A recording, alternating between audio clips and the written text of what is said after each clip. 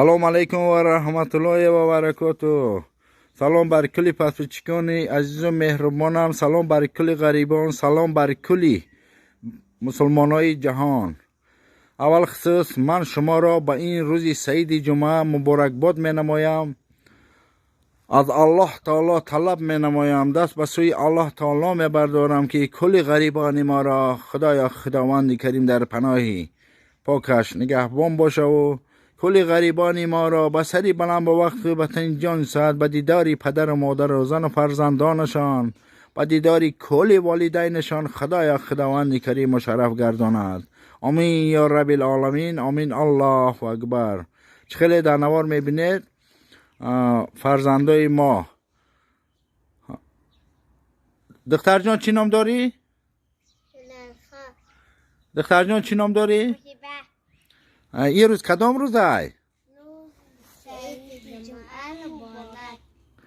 اکا جانای غریب تا چیز گفتنیه؟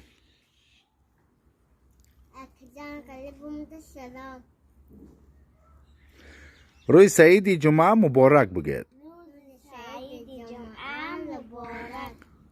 آزی ما شما دختر جانا کنی یا دو چی میپرسم کنی میدونید در سر چی داره؟ تاج دولت.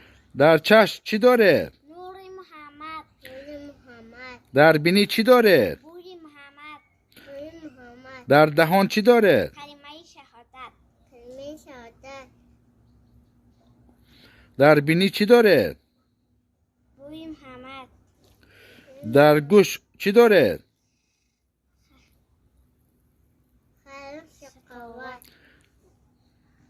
اذان قامت.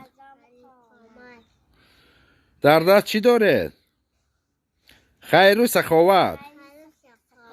در دل چی داره؟ علم قدرت. در پشت چی داره؟ در زانه چی داره؟ در پاچه چی داره؟ بندی کی میشه؟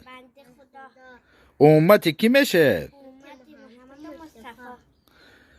پدرتون مسلمان یا مادرتون؟ الحمدلله. پدرم مسلمان، مادرم مسلمان. دختر جانوی ما کنی یه سوره بگید. یا بسم الله الرحمن الرحیم.